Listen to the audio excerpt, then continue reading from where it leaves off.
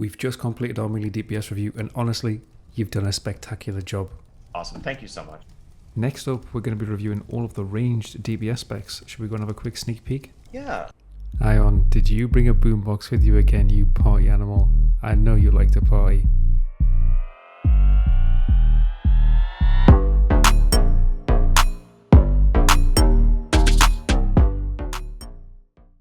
Hello guys, how's it going? Welcome back to another Dragonflight beta range review specifically for Mythic Plus. Today we are moving on to Mage. We're starting off with Frost Mage. I have played a little bit of Mage during Shadowlands, mostly for PvP, which is kind of interesting. I dipped my toes into PvP for a while, and I just played Mage because I liked Mage. I liked having the on-demand based as fire, so like you had the kill window, right, as well as the CC, so the setup with poly. So I loved playing Mage in PvP.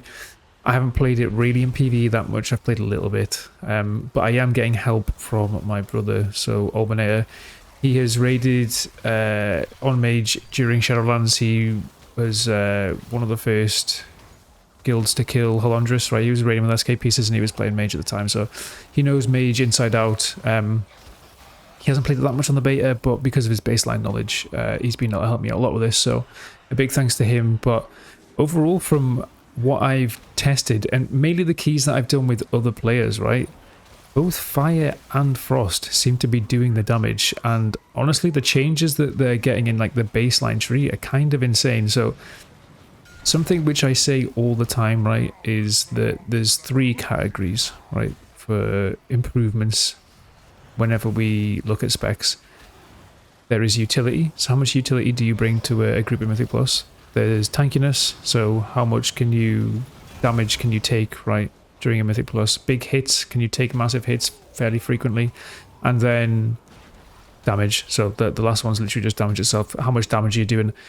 Obviously, if you're doing the most damage in the game, you're going to be S tier, but the classes which are like consistently A+, they're not often the ones that are just doing the most damage. But if we look at history and things that have repeated themselves, Mage and Rogues are a great example of classes that have utility and tankiness, right? Well, Mage is just getting more tankiness and more utility now as well, so not only are the changes good in terms of damage, but it's also gaining in the other two categories, which is just it's a triple threat, right? Like this is exactly what I'm looking for when I want to see something which I think is going to be cemented at the top. And I really do think there's a very high probability that at least one Mage spec is going to be A+. How do we run these episodes then?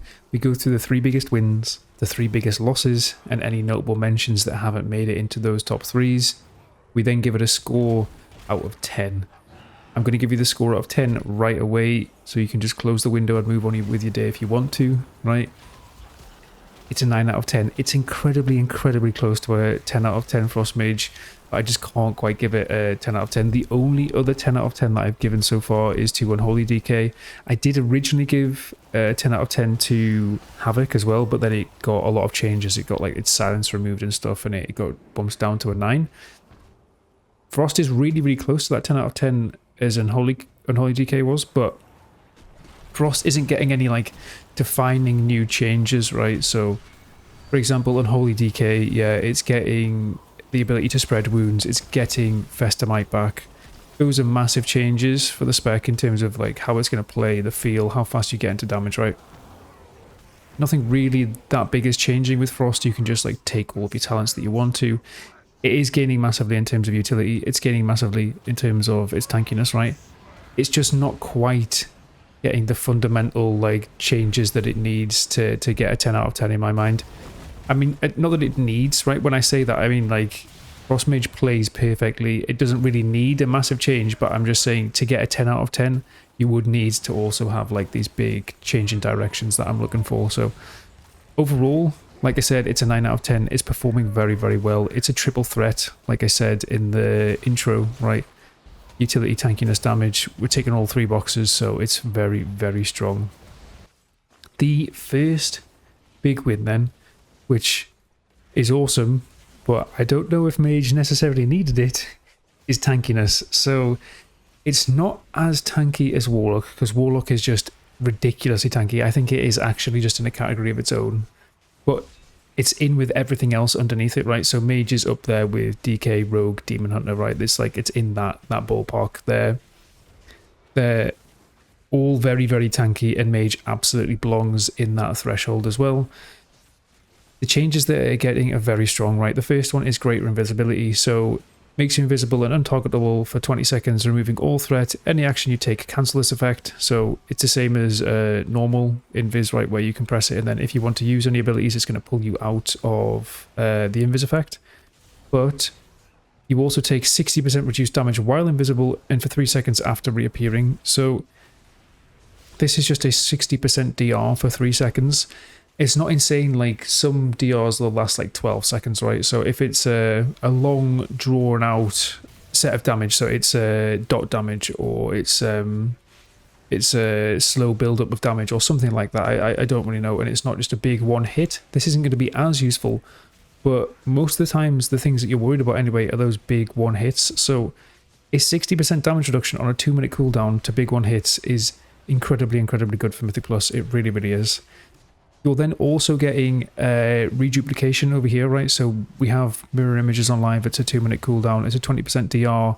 And then each time that you take damage, you lose one of your mirror images. And there's 3 that are out, like they're doing a little bit of damage, right? But now, if you're taking a lot of like direct damage and you're losing those mirror images, you also get a cooldown reduction on mirror images, so now it can be like literally a 1 minute 30 cooldown, which again is just very, very strong. This is on top of all of the tankiness that mage already has, right? So we already have block, yeah, you have cold snap as a frost mage, right? So you can like double block. You have ice barrier, right? A 52k health shield. This is literally just like a 25% HP shield, slightly more, right? So you have a 25% HP increase on a 25-second cooldown. You still have altered time, which is now a 50-second cooldown, right? So you literally just have a full health heal every 50 seconds. Like, it's ridiculous how tanky you are. You even get in your Tempest Barrier conduit going forwards. It's not as strong, same as most defensive conduits that have come forwards. But that's still a 6% maximum HP shield every single time that you blink, and Shimmers on a 23-second recharge. So there's a lot in here, just like a lot in here. Like I said, honestly, mage didn't really need the tankiness, but it's getting it, right? So it is just gaining from where it is currently, and it's already very tanky. So a massive, massive win. Very, very good changes. The next is utility, right? Which again wasn't necessarily needed. Mage already brought quite a lot. It didn't bring like the most, right? I wouldn't have put it, say, up with like Rogue, where Rogue literally just brings the most single target stops in the game.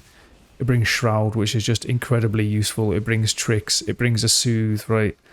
It brings mind-numbing poison. But now it's getting a lot more. So Mage isn't right up there with Rogue, but it's getting a lot, right? You still bring Lust.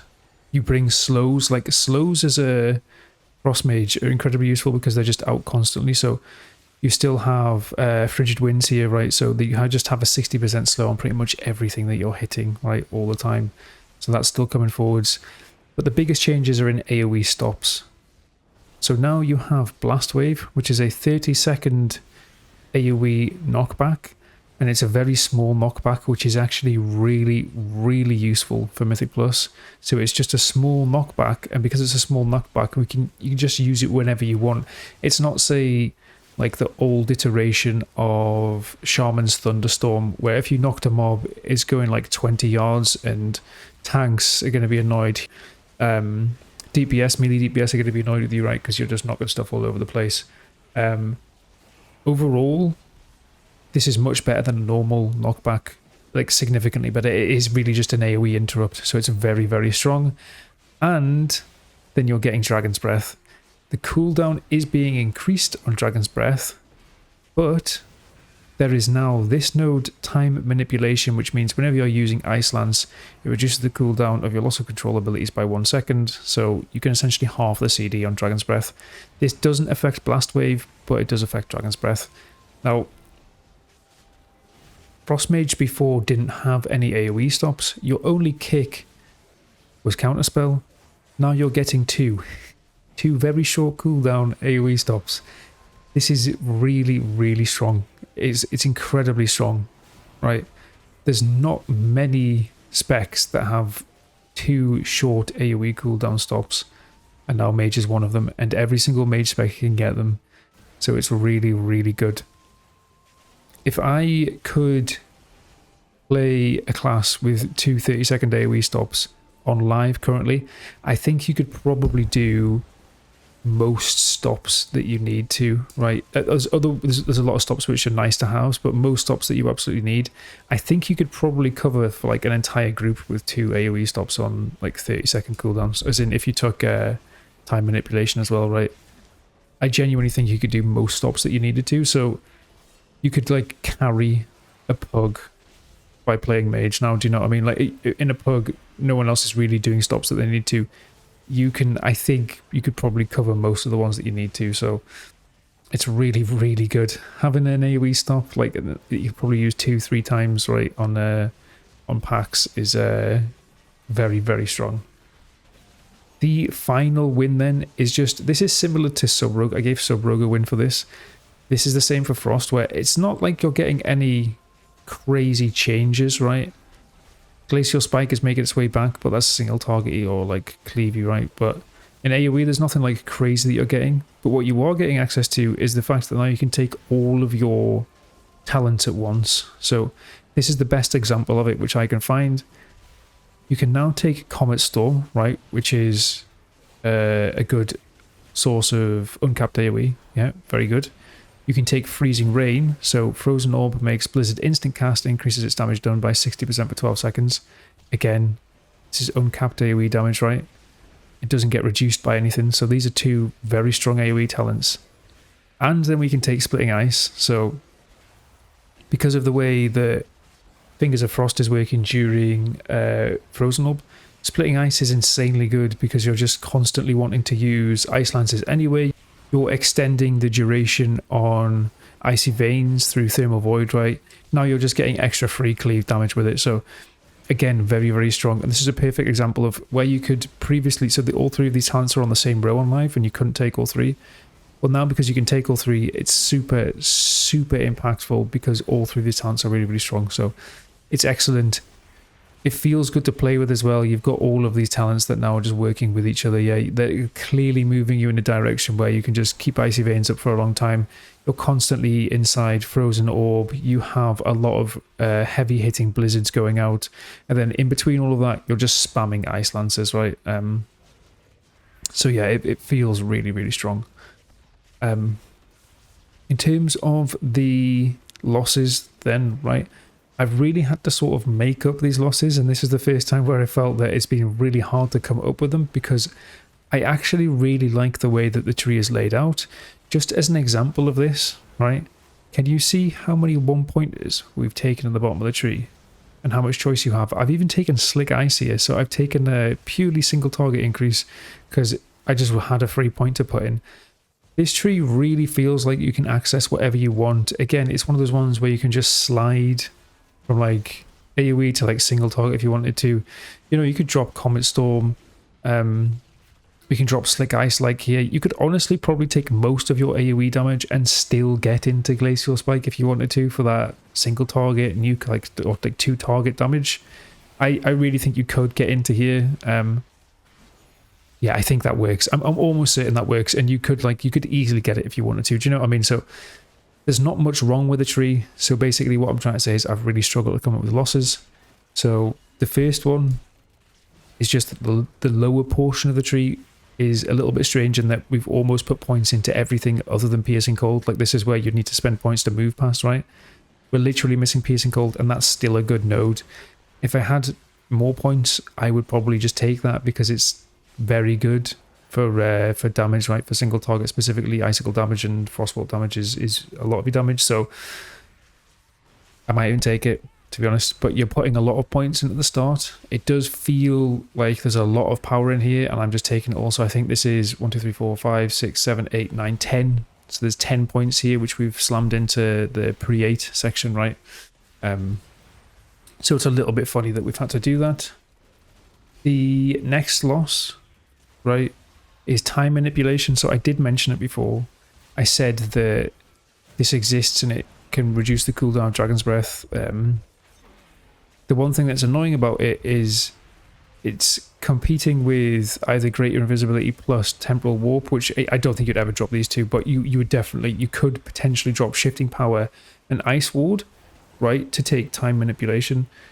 So this being like very strong utility in the bottom of the tree feels a little bit awkward. It's just frustrating that you won't take this. Displacement again is very, very similar, where if it was down here, like, it would be nice to then actually be able to have the option sometimes if you needed the movement, right? But because it's where it is, it's going to be way harder to get and probably not taken ever. Do you know what I mean? Like, this is legitimately a damage increase. Temporal Warp is legitimately a damage increase, and Dragon's Breath is incredibly good for control and like utility in a Mythic Plus. So the fact that time manips here and displacements here is a little bit frustrating. It would be awesome if these were lower down in the tree and then maybe some different damage nodes are up here. It doesn't need it again. Like, I actually really like the mage tree. I think it's decent. It's not one of the best ones, but it's certainly nowhere near the worst, right? There's some class trees, I'm thinking Shaman, I'm thinking Druid, where you're just like jam-packed full of utility and choices and things that you can go and get.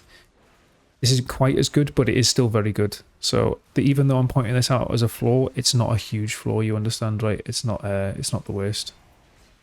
The final point then, which again isn't the best, right? I mean, it's not like this really matters too much, but Diverted Energy being a 2-point node back down here is frustrating again, because if it's a 1-point node, then I think we would try and go and get it, right? We would probably just drop Master of Time and then we'd come through Diverted Energy, but because it's a 2-point node, it just disincentivizes you enough that I don't think you'd ever want to take it. I think you're just always going to take Master of Time.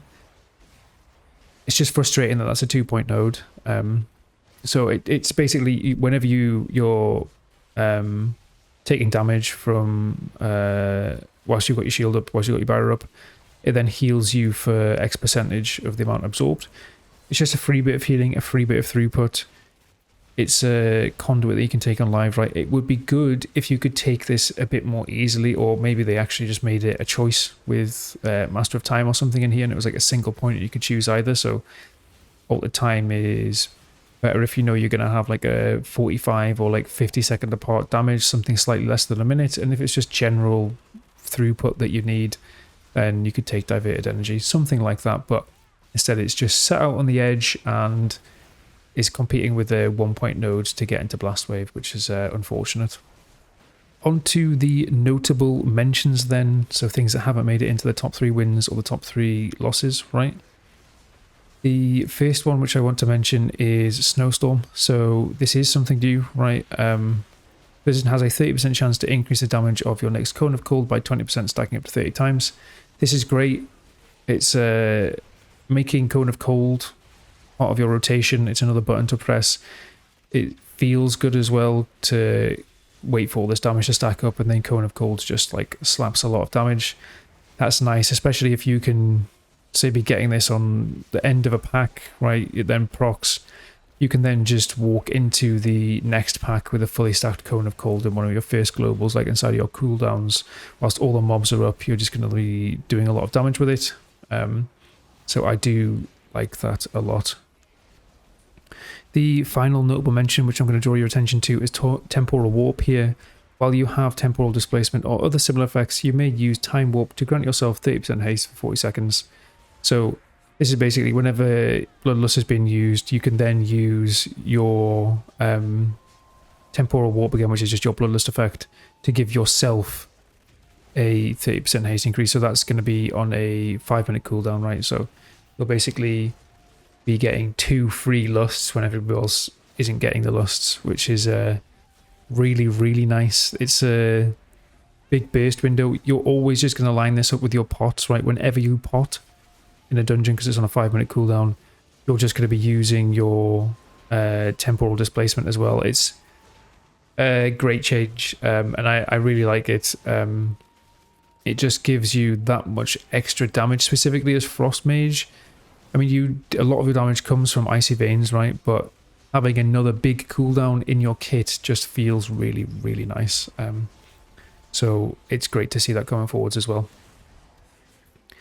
The rating, like I mentioned at the start then, is a 9 out of 10. It's incredibly close to a 10 out of 10 because honestly, it's a triple threat like I mentioned in the intro. It's getting utility, it's getting tankiness, and it's getting damage.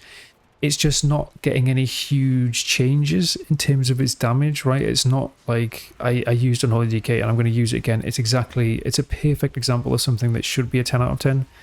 It's gaining all three of those categories, and it's getting like fundamental changes to help it significantly, and it's getting like massive changes for AoE. That isn't happening with Frost. That last part of like fundamental change isn't happening, but Frost Mage didn't need it. Do you know what I mean? It's had its time in Shadowlands. Frost Mage is slightly outshadowed by Fire, but it didn't really need this amount of power. It has gained a lot of power and is looking really, really good. So, yeah, big thumbs up here from me. It's a great spec and it's functioning really, really well. On to the gameplay review then, right? So let's just show you the full AoE build. The one thing that we'll mention is it's not completely full AoE, right? Because technically on mass AoE you could take like summon water elemental and then shatter your comet storms because it's off the GCD, or it's on the pet GCD, right? So you can like shatter comet storms. Otherwise I think Lonely Winter is going to be better because Iceland's damage is actually quite a sizable portion of the damage that you're doing, right? But this is just a full AoE setup, so let's show you this. We'll start off by casting Blizzard, right? Then we'll go Icy Veins, we'll use Frozen Orb, we'll use Comet Storm, and we'll just start spamming Ice Lances then. Once we're out of like the first phase, we'll be dropping Rune of Power into Shifting Power again, and like that's basically it from then on outwards. So, Blizzard, Icy Veins, Frost Orb, Comet Storm, spamming. We use Blizzard again.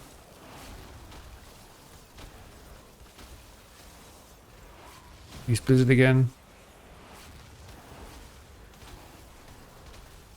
Frozen Orb, Shifting Power. Blizzard again. Blizzard again. And Cone of Cold.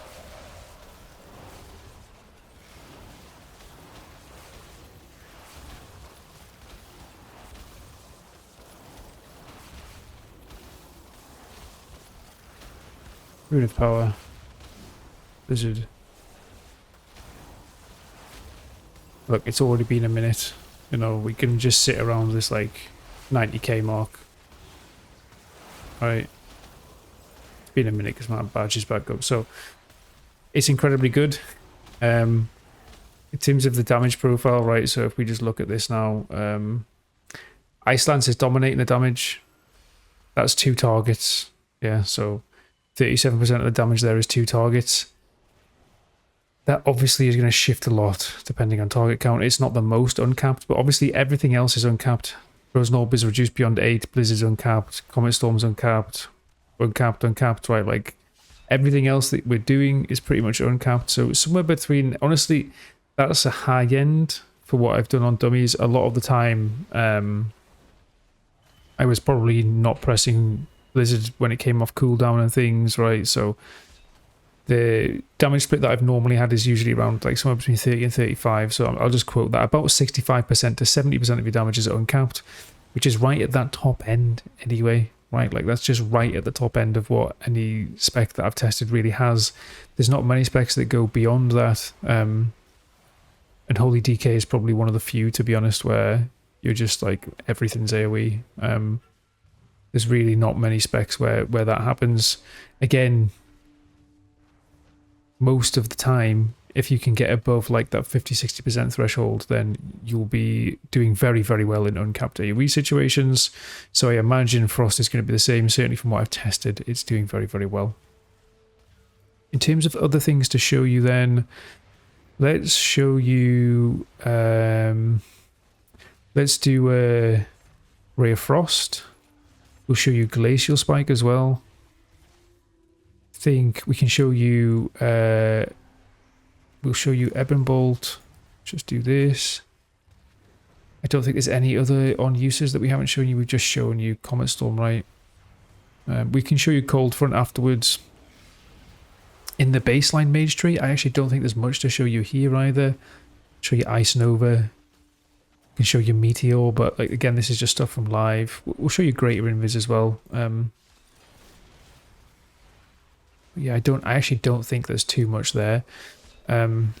Okay, so first things, let's just show you. So Hailstones means that whenever we're getting Ice Lances, right, with Froster Fingers, we're getting them to generate as icicles, then we can use Glacial Spikes faster. So let's just show you that. We'll get Blizzard down, Icy Veins out, Frozen Orb, and then now we can use Glacial Spike, right? Glacial Spike here. And that Glacial Spike did 136k total damage, so it's a decent amount of damage. Very, very good for like a single target, 2-target cleave, right? Super strong.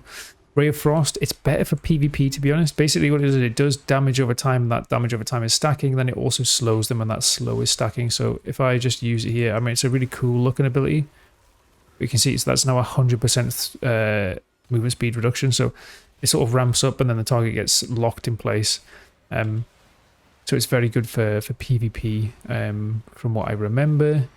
What was the other thing I want to show you? Oh yeah, Ebon Bolt. So Ebon Bolt, it's literally ability. It gives you a Brain Freeze proc, right? So a Flurry proc. So we'll use Flurry now, and then it 2-target cleaves. So it does like decent damage for 2 targets. Yeah. So that was 36k total for that one button press there. Let's do a Cold Front style. Oh, let's move this over. So basically, Cold Front is from Frost Bolts and Flurries. We're going to get stacks, and then at, I think it's 30 stacks, we'll get a free Frost Orb. It's really not that strong for AoE, just mainly because you don't want to be pressing Frostbolt at all.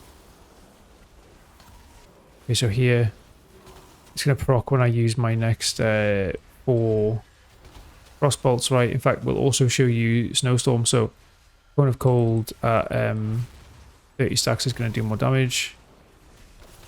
Oh, it's just procced immediately. So, you can see here, I've just got a free Frost Orb, right? So, Frozen Orb. So, based on the number of stacks that you're getting, you then get free Frost Orb damage, right? So here we go, we're at max stacks now, right? So the next Cone of Cold is going to hit for 600% increased damage. So that one Cone of Cold did 163k damage there, which is really, really strong. Otherwise, I actually don't think there's much to show you in this tree. Everything else we've been through. In the mage tree, there's a few little nice things that we'll show you.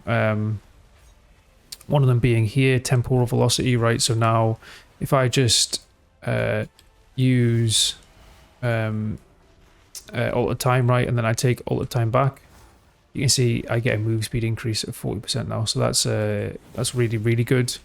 A little bit of extra movement speed. You do also get a small amount of movement speed whenever you blink. So we're getting a little movement speed increase when we blink, right? Let's show you Meteor. We'll show you displacement as well. Show you Greater Invis, right? So if I use Greater Invis now, see damage taken reduced by 60%, and then as soon as we pop out, so I'm going to use an ability, we pop out and then that sticks around for 3 seconds. So you can get like reliably, if you're going to press it and then immediately use an ability, you're going to get about 4 seconds of 60% DR. If you've got time, so I don't know, you can't hit ads or something, or you can't hit a boss for whatever reason you're running away, then you could obviously use the DR for longer. Meteor and displacement, I think, was it, right? So Meteor is exactly the same as live. Now, if I try and line this up, well, I can't actually, because I can't show you the burn damage, but basically it does damage that's equally split among enemies. So the first instant hit is just single target, right? So you can see that big hit there with single target, and the dots damage that's now going out, and like the flame patch that's left underneath is AoE.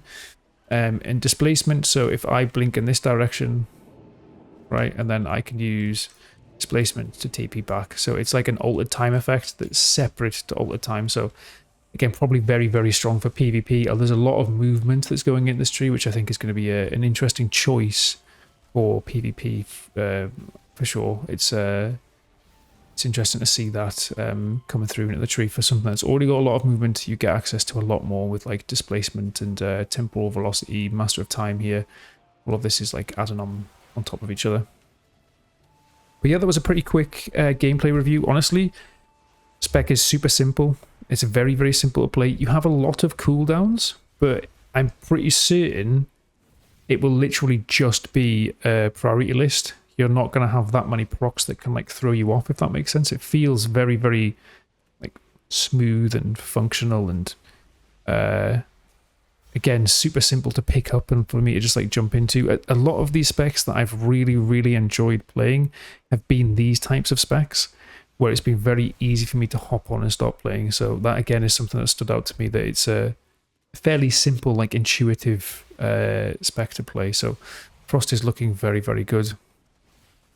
Overall then, if you just jump to the end and you want to quickly see what the score was and why it got the score right, it's getting a 9 out of 10. It's really close to a 10 out of 10. I just can't quite give it a 10 out of 10 because there's nothing that's like really changing the way that it plays in AoE. The glacial spikes going forwards for single target, flurry's been changed for single target, but Mythic Plus, there's nothing like. Unholy Decay was the example that I gave, and I'll go over it again. Unholy Decay is getting Festamite, it's getting the ability to spread wounds very quickly, right? Those are the sort of changes which I'd be looking for to give something a 10 out of 10. So it's still a triple threat. When I say triple threat, right, it's getting utility in the form of Dragon's Breath and Blast Wave, right? So Frost Mage is now getting 2 AoE stops on a short cooldown. Awesome. It's getting Tankiness, right? It's getting greater invis.